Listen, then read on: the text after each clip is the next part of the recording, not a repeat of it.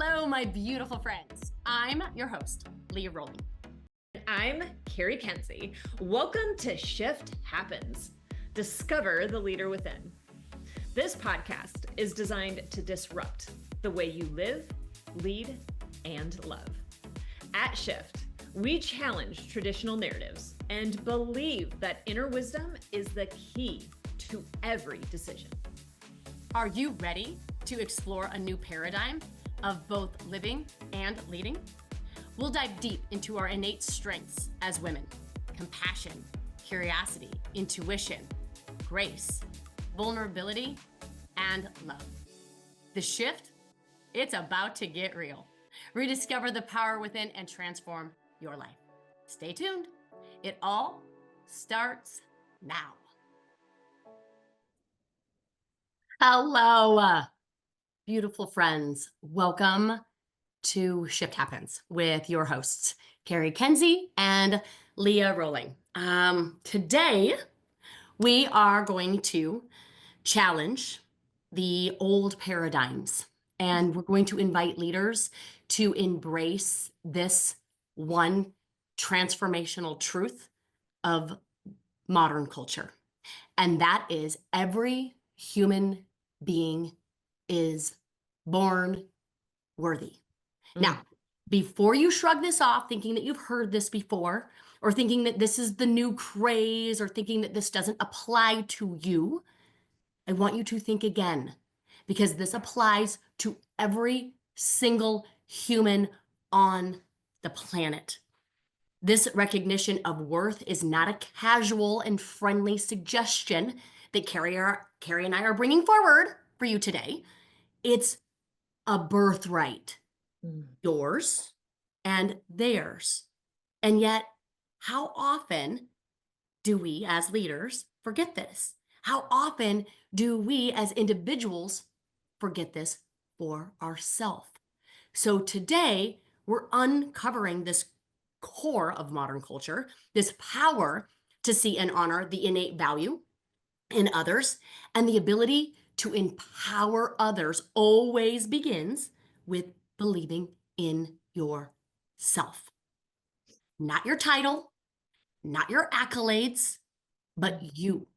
And I think the reason why so many of us struggle with leadership isn't the systems or the strategies, it's self-doubt, which is the opposite of believing in yourself, believing in the innate authenticity and worthiness that sits within you because you woke up today with breath.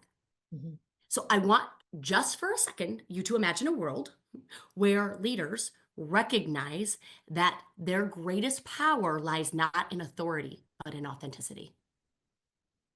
And just like with worth, authenticity is a birthright. It is not something you have to wait for. No one is going to give it to you. And if you are waiting for it, you will wait for a very, very long time. It is something that you claim. And we are well aware that society doesn't make this easy. From the moment we step into the world, right, we are taught to question ourselves. The whispers of doubt begin early through media and education and societal systems and family, right? Telling us to second guess our intuition, telling us to shrink our confidence, telling us not to be so loud, not to talk so big, not to use our hands, all of that, right? We're not dismissing that's not hard. But guess what else is hard? Living a life that others want for you because that feels safer for you. Because you don't think that they'll understand, that they won't get it, right? The wake up happens when you realize that it's not for them to understand and it's not for them to get. It's for you.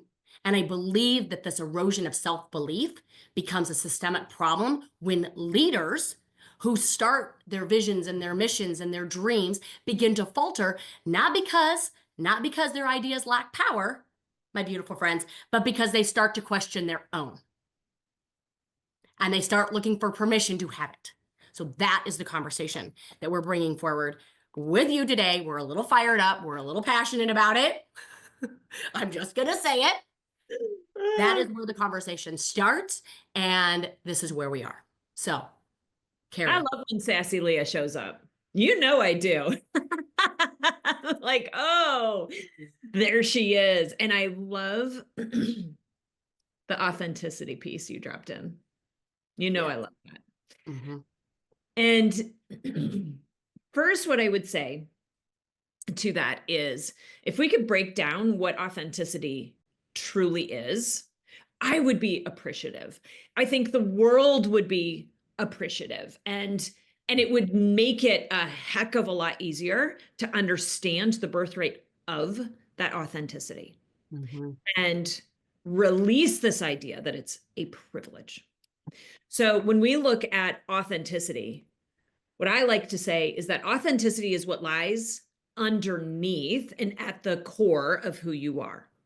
Authenticity does not take into account the traumas, the limitations, the expectations, the obligations, the layers of stories that you have picked up over the course of a lifetime and placed on you as identity, but it sits underneath at the core of you as authenticity, which is the true essence of who you are, without the limitations, without the identities, without the expectations.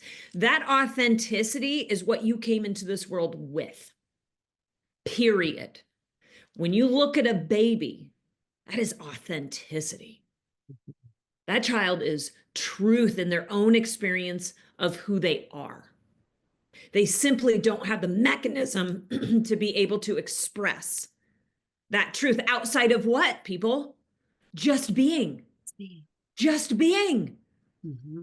Right? And when you look at that child, that just being is so freaking valuable. Mm-hmm.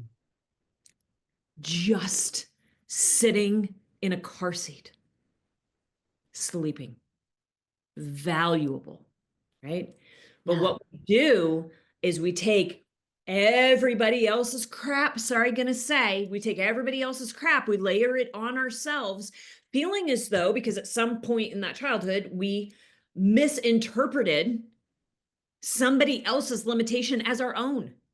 And we began to believe that we had to live in a particular way in order to have value, in order to get to have an opinion, in order to be able to show up the way that we want to show up. We had to learn to live in a different way that sat outside of authenticity. Mm-hmm. So when we look at authenticity and we want to show up authentic, we want to show up as that pure essence of who we are. And that pure essence is love. End of day, people. It just is. It's love. It's compassion. It's everything that that little tiny baby came into this world with, everything you came into this world with. And the sheer value of your existence is authenticity. So I love, Leah, that you brought forward that birthright and pulled away privilege from that. Yeah. If it's so a couple things. If it's a privilege, we are constantly looking for somebody else to give it Thank to you. us, Thank you for saying that. right? Yes. To give it to us. And if we are, we're disempowering all of the humans. And that is not our responsibility. Ooh, And it's also not possible. The only person that can disempower each and every one of us is you. yes. And the only way you disempower yourself is when you wait. You wait for someone to say, okay, now you can be authentic. Now, okay, now you're worthy. Now you're enough. And then Now you, I accept you. now I accept you, Now I right? accept you. Yes. And the beautiful, most brilliant place to get to is the place where you don't need anyone else to accept you. You don't need anyone else to love you because that's your job. That's an Mm, inside job, and you get to do that. And when you get to do that, you just become 10 times more lovable yes. because you drop all of the expectations of everybody and you can love them for who they are. You can return back to the innocent value of a baby. right? Yeah. A baby that, by the way, friends, doesn't know its name, has not earned 1 cent, has $0 most likely in their bank account. They don't have a degree. They've never been to college. They're not aware of what limitations that they have. They don't identify as a gender. They don't identify as a color. They're just pure love. They're a soul. Mm. That is authentic. That is Mhm. authentic. What's Mhm. not authentic is all the labels that we've placed on all of the humans, Mhm. right? And then put them on this hierarchy, and then we start labeling people as successful or great or not great based on our own experiences, on what we deem to be good enough. You know, what's fascinating. I just want to drop Mm, this in based on what you had just said when you were talking about the baby, right? We utilize that. There's no label, there's no identity, there's no color, there's no gender, there's pure essence, right? There's pure soul. What do you see in that? Potential. There's pure potential, but there's pure potential without what? Expectation. There's no expectation of that baby, of that child outside of who they are, and to live into the potential of who they have the ability to become. Somewhere along the way, we flip that out of seeing potential to looking through expectation. limits. Right. But the Mhm. expectation is based on limits. Right. The Yes. expectations are based on limits. You start to perceive through your own limitations, which is why you place expectations and you don't have the ability to see full potential. Mhm. Now, if you take that, imagine that in the workplace, right? No, we're not looking at a bunch of babies in the workplace, but you know what we are looking at? A whole lot of souls. Mhm. We're looking at a whole lot of souls. And we're looking at a whole lot of souls with what? Amazing potential. Mhm. Amazing potential. Now, when you have the ability to truly be able to understand the value of each individual person because you understand the value and potential of you beyond expectation, because we're not looking through limitations, right? You get to make decisions with clarity. Mhm. You get to see people and help to uplift them, whether it's within your organization or not. Mhm. But you see it through clarity because you're looking at them through the essence of who they are and the potential that they have. Yeah. Yeah. And to that, who they're capable of becoming.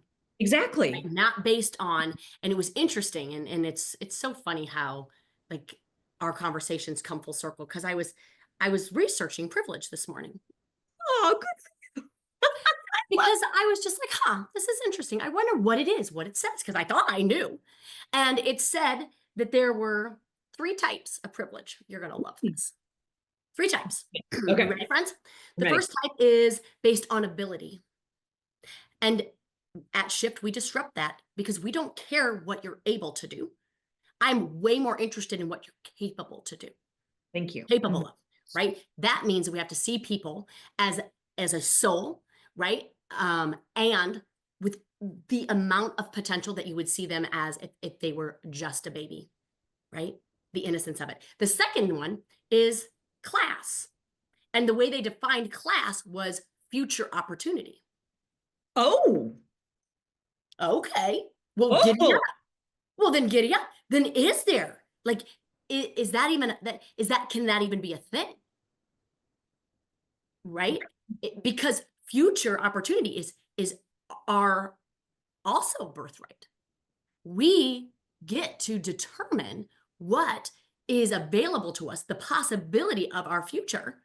That's that's ours for the yeah, take. That's ours for yeah. the take, right? And then the last one is education. Now, I believe that we now live in this modern culture in a world that education is everywhere. and it is very easily accessed. Mm. There isn't anything that you could want to learn that isn't probably available in some way, shape, or form at a minimal cost. Can I So, say something about this real quick? Education in and of itself is limiting. Education in and of itself is limiting. So what I find interesting just about this definition in itself, the three combat each other, right? The three combat each other. So then at the end of the day, there really is no privilege based on the three things that you just set forward.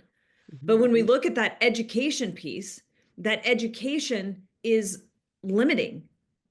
And education is limiting because we're looking at it from a knowledge standpoint, not a sense of wisdom. We are denying the opportunity that the innate value that each individual has of their own internal wisdom and intuition. You just placed a huge limitation and called it a privilege. on the right.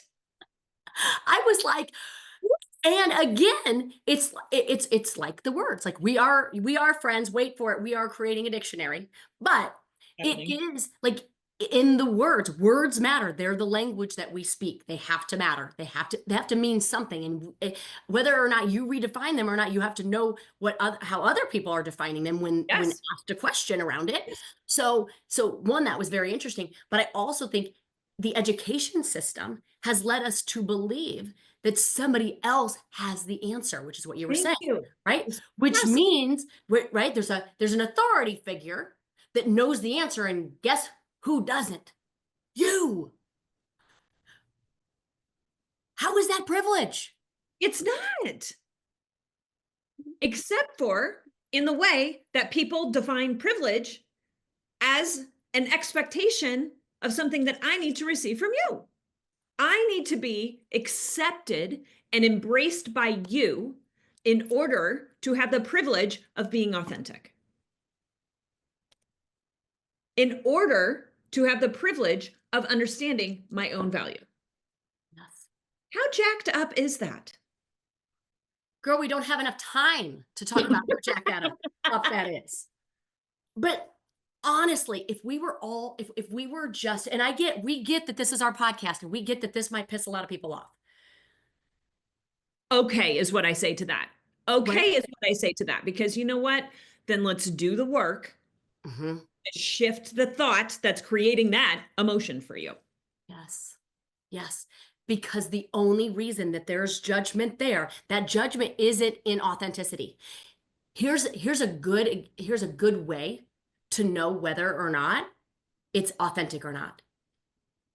If it doesn't feel pure, if it doesn't feel loving, if it feels icky, if it kind of feels stuck-ish, if it kind of doesn't resonate, it doesn't align, it's most likely not authentic. If it doesn't come from the truest, most loving depths of your heart, which is free from judgment of anybody, of anything, just by calling it privilege is a judgment. Thank you. So, and divisive, by the way. Divisive. If that movement worked, we would not be farther apart. Thank you. We would be closer together. 1,000% agree with that. 1,000% agree with that. And so it is time to come back to that authenticity. It is time to come back, because you know what that authenticity is? It's ease, Leah. It's ease. When you just feel connected, when you just feel like, wow, this is just really working for me. I don't get the stinky sweats, right? You get that when it's not authentic. Yeah. When it doesn't feel aligned, when you feel like you're reaching, not authentic. Yeah. Yeah.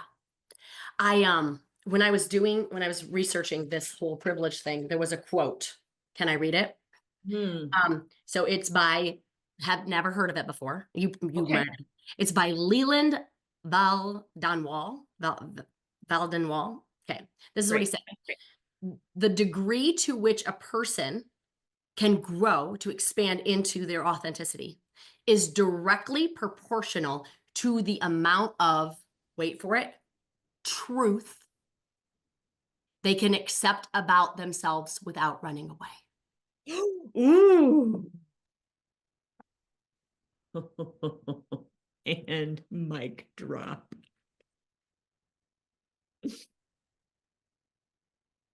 Chills everywhere. I got nothing else. No, that's phenomenal. But that's the work, friends. That's the work, is really to just come back home to the understanding of the innate value that you have so that you can truly sit in the authenticity of who it is that you are and bring forward that legacy, that beauty, that love, that truth to be experienced by the world around you. And most importantly, by you. Thank you. Thank you. Awesome. All right, Bye, friends. everybody. See you later.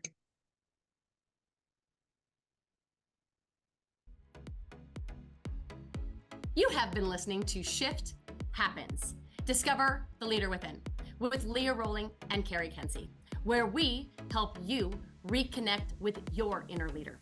Learn to trust your instincts and live with authenticity and confidence.